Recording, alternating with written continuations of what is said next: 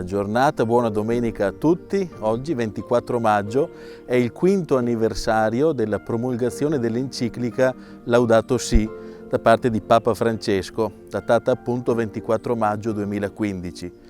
In questi 5 anni sono stati fatti passi enormi nell'ambito della custodia del creato. E come ci ricorda Papa Francesco, non si tratta soltanto di un movimento ecologista, quello da mettere in atto, ma di ascoltare il grido della terra e il grido dei poveri. In questi 5 anni tutta la Chiesa, ma non soltanto la Chiesa, tutto il mondo, oserei dire, ha cercato di dare ascolto a questo grido della terra e grido dei poveri. Ne vediamo le conseguenze di questo grido ogni giorno quasi ai telegiornali e alle notizie che riceviamo. C'è bisogno di un rinnovato impegno a favore della natura, della custodia della casa comune, così la chiama Papa Francesco, ma anche dell'attenzione ai poveri, ai piccoli, contro quella globalizzazione dell'indifferenza che Papa Francesco stigmatizza. In questi giorni il Movimento Cattolico Globale per il Clima ha organizzato la settimana Laudato Si, proprio per ricordare questo quinto anniversario dell'enciclica. In questa settimana, dal 16 al 23 maggio, si sono susseguiti vari appuntamenti nelle varie diocesi a livello mondiale e anche seminari di approfondimento e momenti di spiritualità per tornare ad approfondire i temi dell'enciclica. Oggi, 24 maggio, arriviamo al culmine di questa settimana. A mezzogiorno ci è proposto un momento di preghiera da vivere insieme, comunitariamente. Lo viviamo a mezzogiorno insieme a tutti quelli di questo fuso orario e così in ogni fuso orario del pianeta durante questa giornata si susseguirà una costante preghiera, tutti uniti nella preghiera per chiedere a Dio la grazia e la forza di un rinnovato impegno per il bene comune, per la casa comune, per le relazioni fraterne. Dunque sentiamoci uniti insieme in preghiera, parte di un'unica famiglia, per invocare da Dio la sua grazia e rinvigorire il nostro impegno.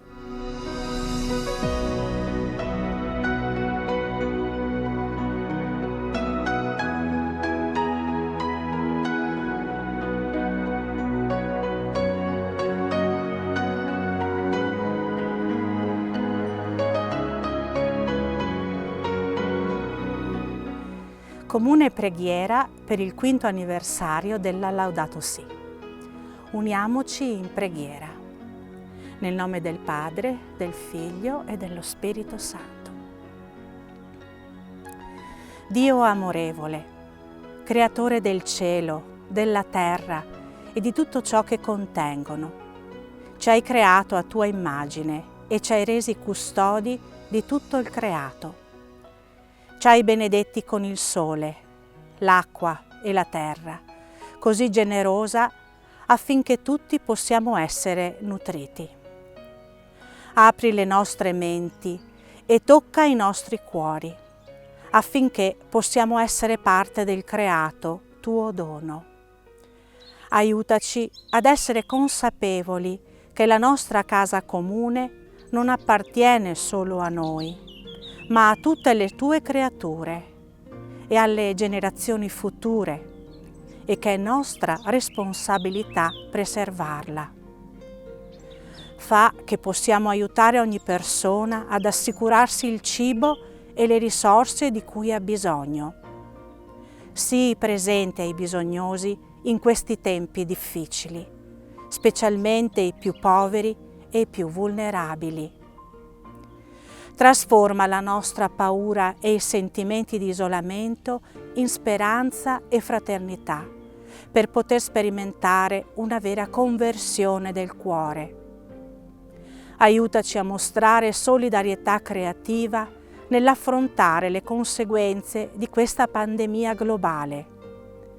Rendici coraggiosi nell'abbracciare i cambiamenti rivolti alla ricerca del bene comune. Ora più che mai che possiamo sentire di essere tutti interconnessi e interdipendenti. Fai in modo che riusciamo ad ascoltare e rispondere al grido della terra e al grido dei poveri. Possano le sofferenze attuali essere i dolori del parto di un mondo più fraterno e sostenibile.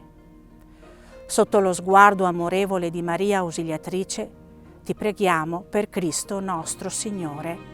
Amen.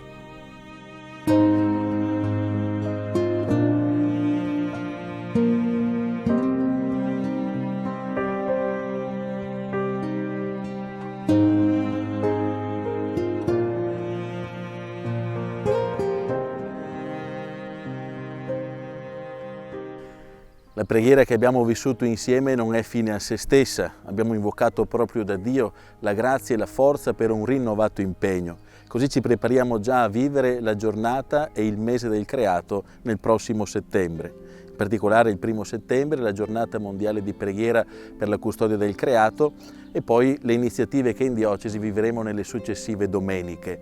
In particolare quest'anno abbiamo pensato di ravvivare questa iniziativa qui nella forania di Vittorio Veneto. Ci troviamo ora nel Parco Papadopoli, proprio nel cuore di Ceneda, e in questa forania daremo avvio a varie iniziative con il Museo di Scienze Naturali e poi anche in modo particolare nella chiesa di Sant'Andrea a Serravalle e al santuario di Santa Augusta. Ci diamo quindi appuntamento a settembre nelle iniziative che in questi mesi saranno via via precisate per portare avanti insieme questa sensibilità e questo impegno da parte di tutti per la custodia della casa comune.